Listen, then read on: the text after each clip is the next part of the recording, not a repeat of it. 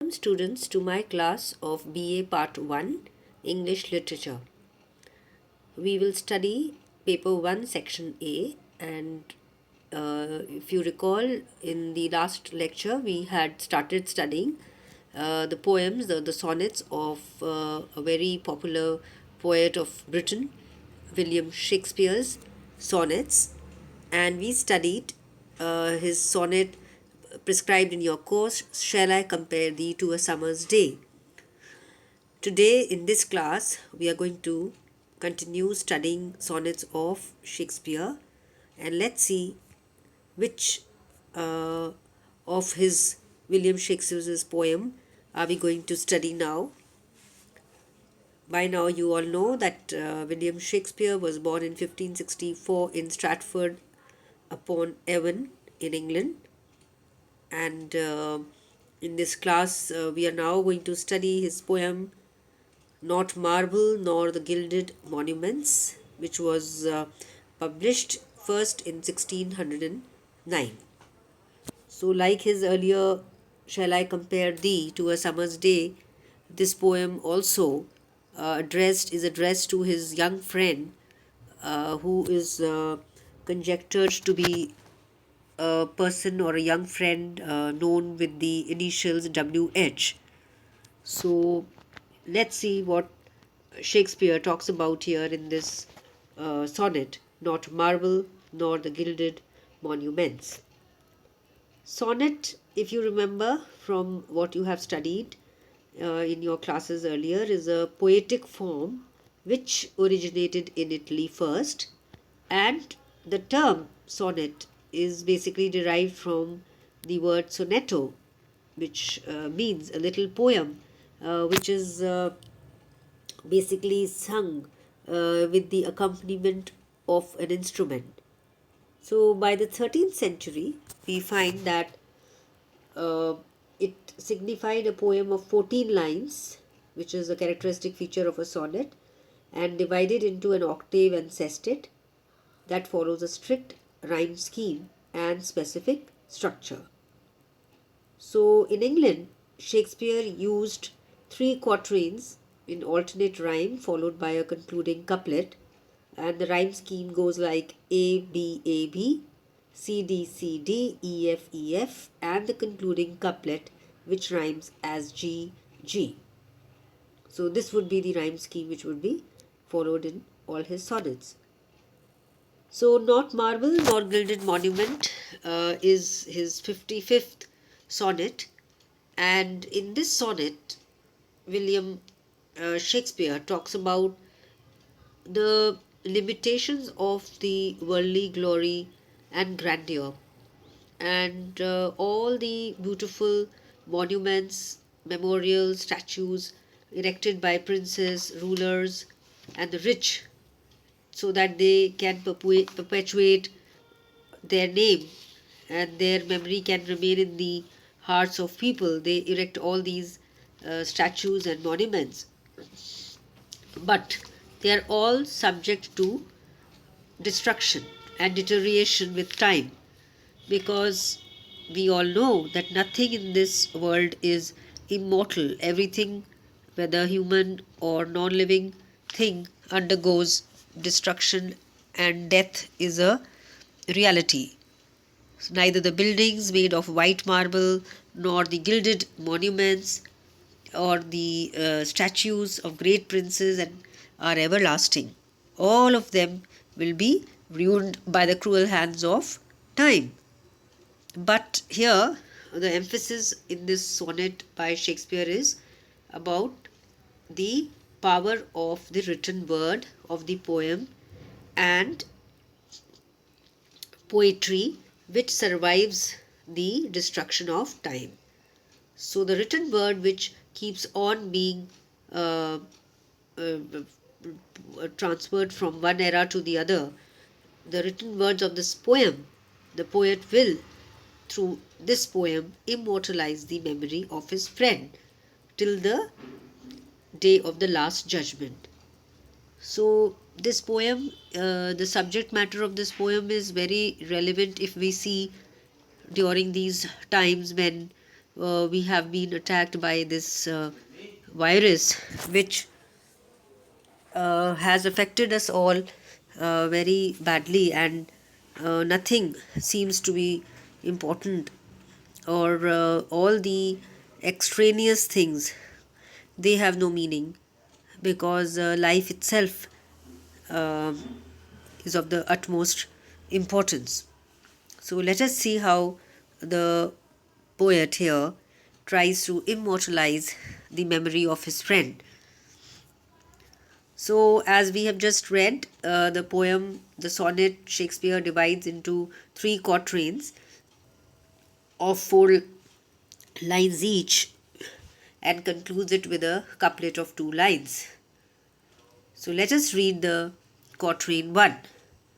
Not marble nor the gilded monuments of princes shall outlive this powerful rhyme, but you shall shine more bright in these contents than unswept stone be smeared with sluttish time. So let us first focus on some of the difficult words which we can find here. Gilded monuments. So gilded is a term used for something which is covered or plated with gold, like you all must have heard about the Golden Temple. So all the monuments which have been beautifully constructed with the outer covering of gold and precious polish for princes shall outlive this powerful rhyme. Which powerful rhyme? So that means these words in this poem are have more power than any of the beautiful constructions or monuments created by mankind. But you, here you refers again to the friend of the poet, will shine more bright than the golden color of the monuments in these contents. These contents refers to this poetry. Then unswept stone. Unswept, a stone monument which is left uncared for, be smeared with, tarnished with sluttish time. Sluttish means of unclean habits and behavior. So the poet here emphasizes that this poetry and the contents of this poem will remain alive longer than the stone statues and gold plated monuments built by royal men. The poet's friend, uh, referred to as you, shall be remembered through this powerful poetry. And in comparison to the statues, which will be neglected and wear out with the passage of time, the poetry will remain shining and fresh as ever. Though through the poetry, the poet's friend will also shine for all times to come. So here in the first quatrain, the poet has laid his subject matter and clarified that time does not leave anything in its original form, and everything moves to a destruction, and nothing is ever lasting. Then let's move to Shakespeare's quatrain 2. When wasteful war shall statues overturn, and broils root out the work of masonry, nor Mars his sword, nor wars his quick fire shall burn the living record of your memory. So first let us focus on some difficult words which have come here. When wasteful war. What kind of war? Does war has anything of benefit? War only brings with it destruction, death and bloodshed. So nothing we gain from war, but we witness many wars and battles in the history of humankind. So when these wasteful wars, what do? They destroy everything in anger and in revenge, and the statues are overturned, they are destroyed, and broils root out. Broils, this war, this disturbance in war, root out pull out the work of masonry. They destroy the buildings in order to show to the enemy their power. They try to destroy things. As we also would see that whenever there is an aggression, people try to destroy public property to show their anger. Similarly, in war also we find that the armies of the opposite sides, they just try to destroy the material things constructed by the enemy. Nor Mars his sword, nor wars his quick fire. Mars here refers to the god of war. So when warfare is there, it is the god of Mars which is in action. And sword, as you all know, is a weapon with a long metal blade.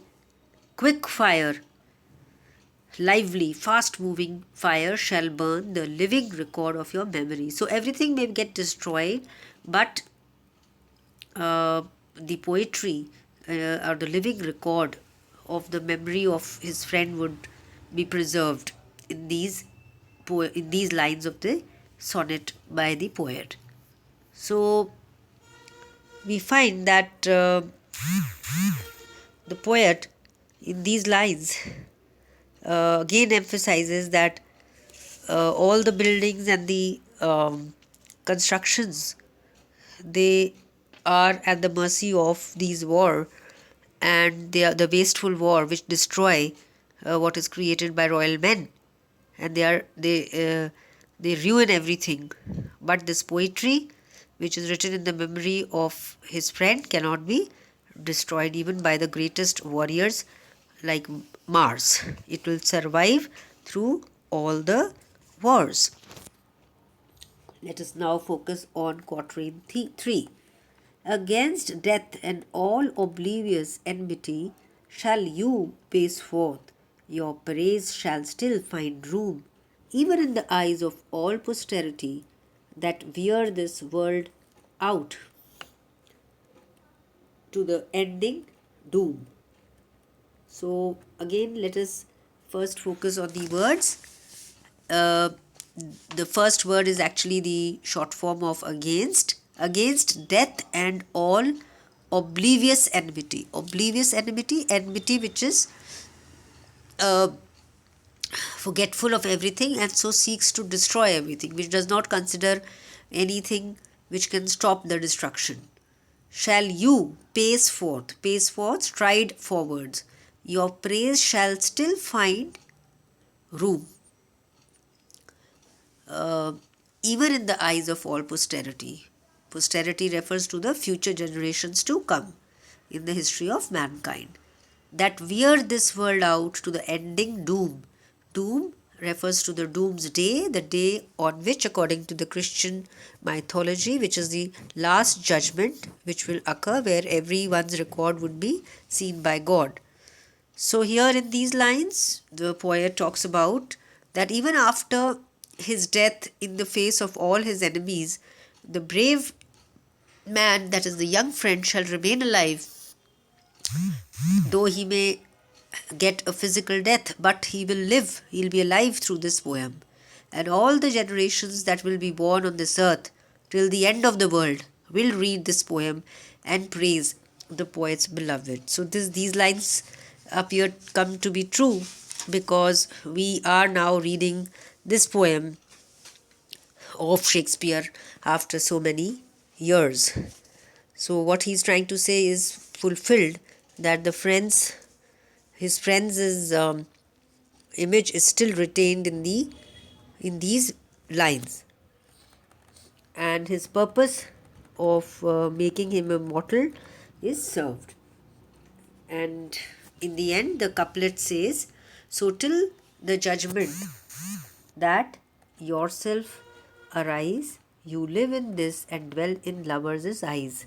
So judgment again refers to the day of the last judgment, and dwell means live. The poet refers to the judgment day when the dead will arise out of their graves and Jesus Christ will descend on the earth to judge their acts. So the poet says that till the day of judgment, when his friend will arise out of his grave, he will remain alive through this poem.